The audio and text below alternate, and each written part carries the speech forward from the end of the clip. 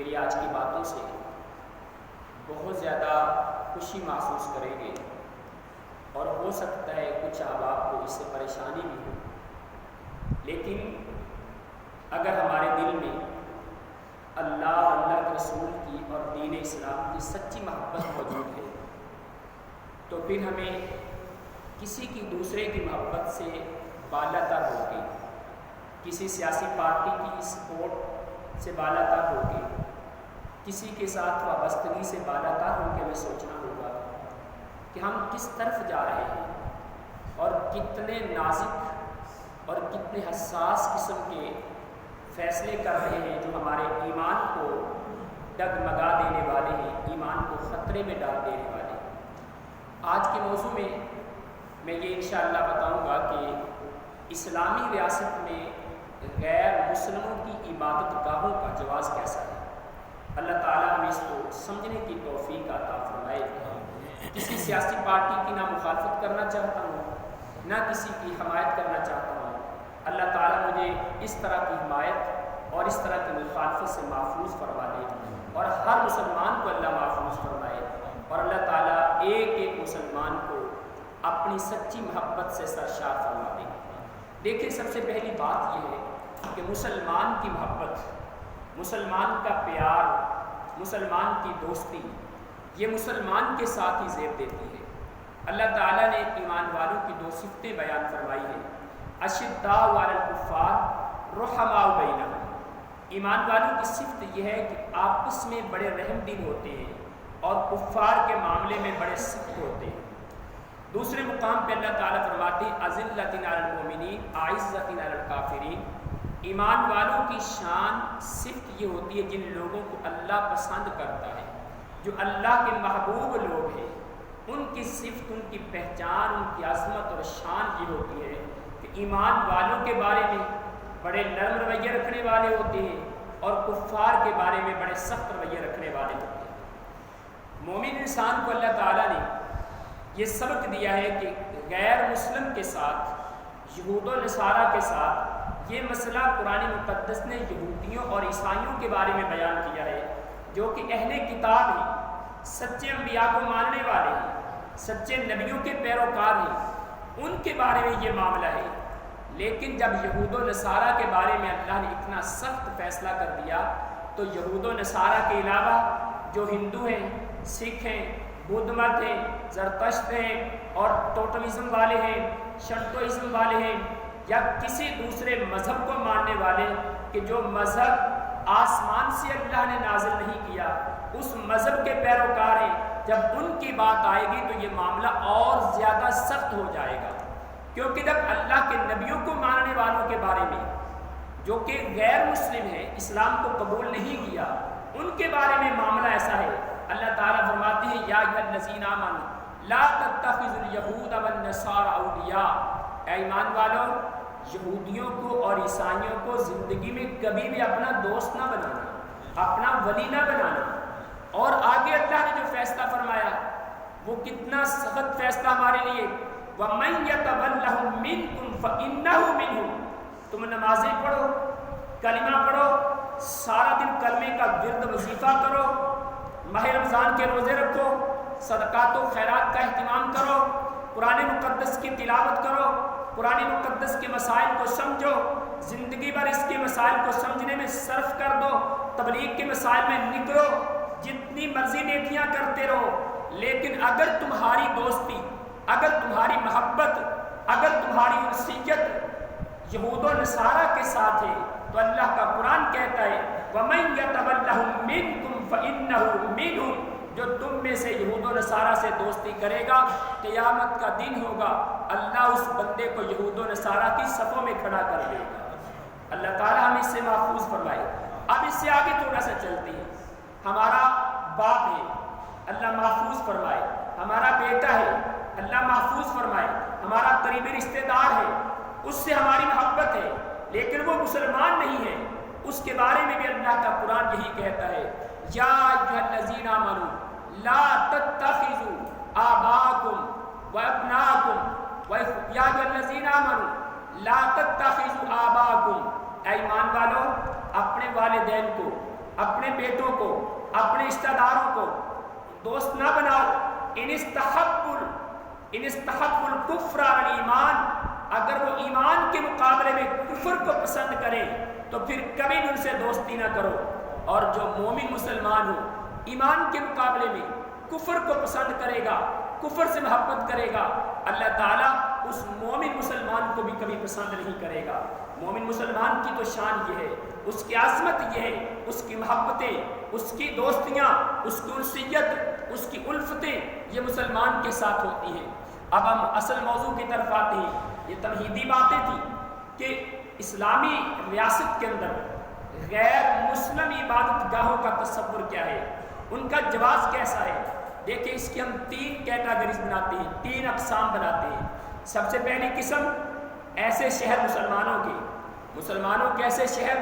جن کو مسلمانوں نے خود آباد کیا ہے، نہ فتح کیا ان کو، نہ ان شہروں کو صلح کر کے لیا،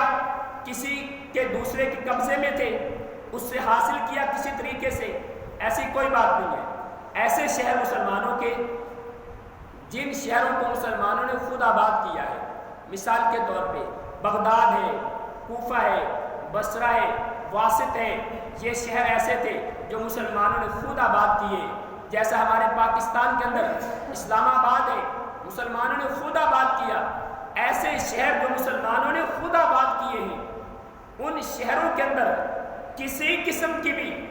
غیر مسلم عبادت گاہ کا تصور بھی نہیں کیا جا سکتا۔ دین اسلام کے اندر ایک ذرہ پر بھی اس کی اجازت نہیں ہے کہ جو شہر مسلمان خود آباد کریں، بلکہ مسلمانوں کا تو طریقہ کار یہ تھا۔ عباسی دور کے اندر بصرہ کے اندر ایک میدان تھا،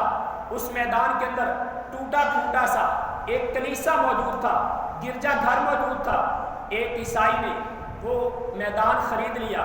اور خریدنے کے بعد وہاں پہ 4 دیواری کی، 4 دیواری کرنے کے بعد اس کلیسے کو درست کیا، اس کی چھت ڈالی، اس کی دیواروں کی مرمت کی۔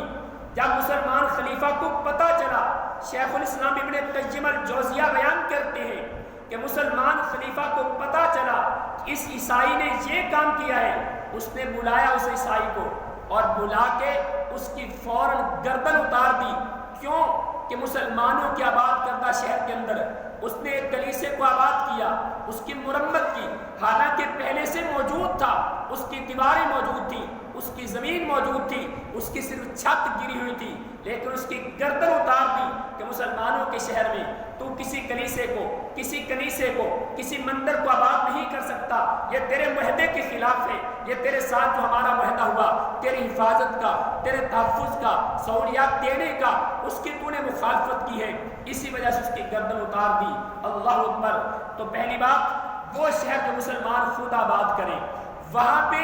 ایک ذرہ پر بھی تصور نہیں ملتا کہ وہاں پہ کسی قسم کی غیر مسلم کی عبادت گاہ بنا دی جائے۔ دوسرے نمبر پہ ایسا شہر جو مسلمانوں نے کفار سے لڑائی کر کے حاصل کیا، لڑائی کر کے کافروں سے حاصل کیا، اس شہر کے اندر مسلمانوں کے پاس اختیار موجود ہیں۔ مسلمان وہاں پہ جو پہلے سے کنیسے موجود ہیں، پہلے سے مندر موجود ہیں، پہلے سے عبادت گاہیں موجود ہیں، مسلمان چاہے تو ان کو گرا دے اور چاہے تو ان کو ان کی حالت پر رکھے، لیکن اگر گرا دے تو ان کے لیے زیادہ بہتر ہوگا۔ تیسری چیز، مسلمانوں کے پاس ایسا شہر ہے جو مسلمانوں نے کافروں کے ساتھ معاہدہ کر کے حاصل کیا ہے۔ مثلا مسلمان گئے کسی شہر میں حملہ کرنے کے لیے، کفار کے ساتھ صلح ہو گئی، کافر کہتے ہیں بھئی آپ حملہ نہ کرو، آپ جنگ نہ کرو، ہمارے بھی بندے مارے جائیں گے، ہمارا بھی نقصان ہوگا، تمہارا بھی نقصان ہوگا، چلو صلح کر لیتے ہیں۔ صلح کر لی گئی، صلح کے اندر یہ شرط لکھ لی کہ ہماری عبادت گاہوں کو تم نہیں کچھ کہو گے، ہماری عبادت گاہوں کو نہیں گراؤ گے، ہمیں عبادت کی کھلی آزادی دو گے۔ اس صلح کے اندر یہ شرائط لکھ لی گئی تو پھر تو مسلمانوں کے لیے جائز ہے ان کی عبادت گاہوں کو نہ گرائیں۔ لیکن اگر صلح کے اندر یہ شرط نہیں لکھی گئی، یہ شرط طے نہیں ہوئی، مسلمانوں کے پاس اختیار موجود ہے، چاہے تم کی عبادت گاہوں کو گرا دیں اور چاہے تم کو ان کی حالت پر قائم رکھے، لیکن پھر بھی غیر مسلموں کے لیے اپنی عبادت گاہوں کے اندر ناقوس بجانے کی اجازت نہیں ہوگی، وہاں انہیں اعلان اعلان اپنے دین کی اشاعت کی اجازت نہیں ہوگی، وہاں پہ اعلانیہ طور پہ اپنے شراب پینے کی اجازت نہیں ہوگی، وہاں پہ انہیں خنزیر کھانے کی اجازت نہیں ہوگی۔ یہ اللہ تعالیٰ کے مقدس دین کا فیصلہ ہے۔ اللہ تعالیٰ نے اس کو سمجھنے کی توفیق عطا فرمائے۔ جناب عمر بن عبدالعزیز رحمۃ اللہ علیہ، عمر بن میمون بیان کرتے ہیں، عمر بن عبدالعزیز رحمۃ اللہ علیہ نے اپنے دور خلافت کے اندر ملک شام کے تمام شہروں میں جتنے گورنر مقرر کیے تھے ان کو باقاعدہ خط لکھے کہ تمہارے شہروں کے اندر جتنے کنیسے ہیں، جتنے گرجا گھر ہیں، جتنے مندر ہیں، جتنی دوسری بات گاہیں، ان تمام کے نشانیاں اور علامات ختم کر دی جائیں۔ مثلا اگر عیسائیوں کا کلیسا ہے، اس کے اوپر سلیب لگی ہے، سلیب کو اتار دیا جائے۔ کوئی عیسائی، کوئی یہودی سب سے الٹی مانگ نکال کے نہیں نکلے گا، بلکہ ان کے بال کاٹ کے چھوٹے کر دیے جائیں۔ اور غیر مسلم عورتیں کجاموں میں بیٹھ کے سفر نہیں کریں گی تاکہ مسلمانوں کے ساتھ مشابہت نہ ہو، اور وہ اپنا ناقوس نہیں بجائیں گے۔ باقاعدہ یہ آرڈر جاری کیا عمر بن عبدالعزیز رحمۃ اللہ علیہ نے، اور طاؤس بن کیسان رحمۃ اللہ علیہ، اسی طرح ابو بکر طرطوشی رحمۃ اللہ علیہ، آپ تو یہاں تک فرماتے ہیں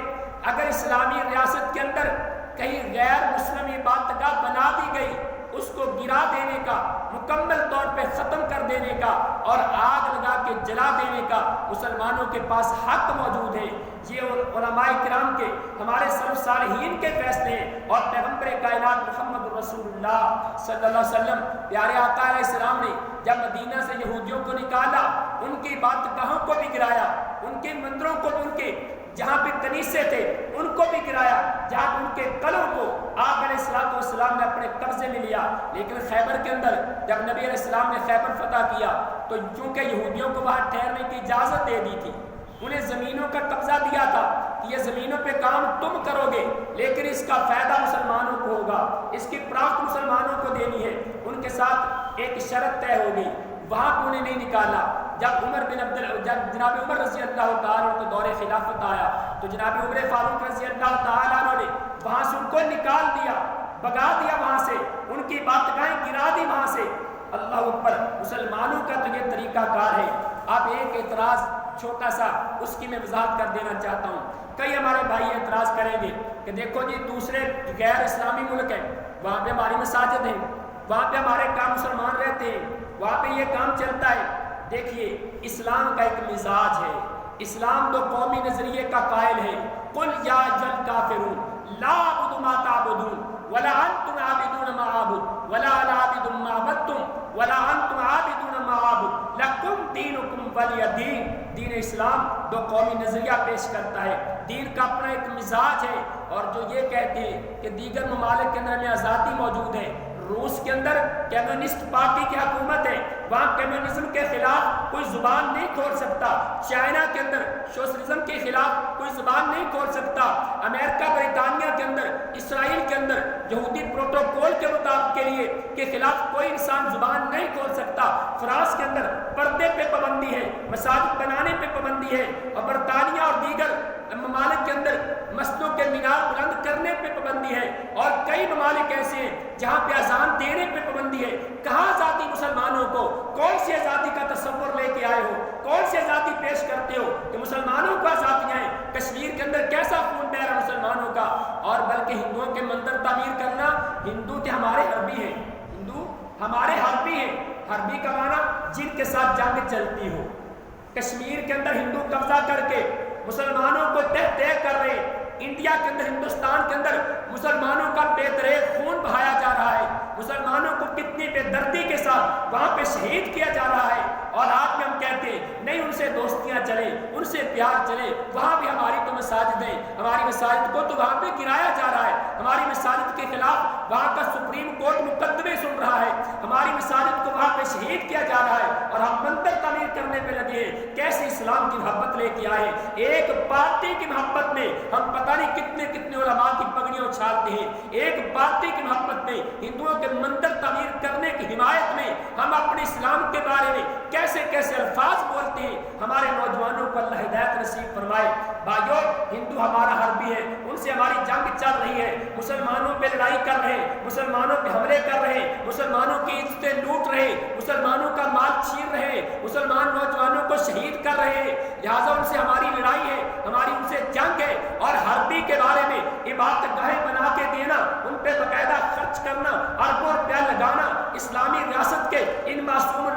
ٹیکس لے کے اس کو ہندوؤں کے مندروں پہ لگانا اور سکھوں کے گرودوارے پہ لگانا، یہ کسی صورت بھی کسی مسلمان کو زیب نہیں دیتا، کسی مسلمان کے شایان شان نہیں ہے۔ کوئی نواز شریف کرے، یہ عمران خان کرے، زرداری کرے،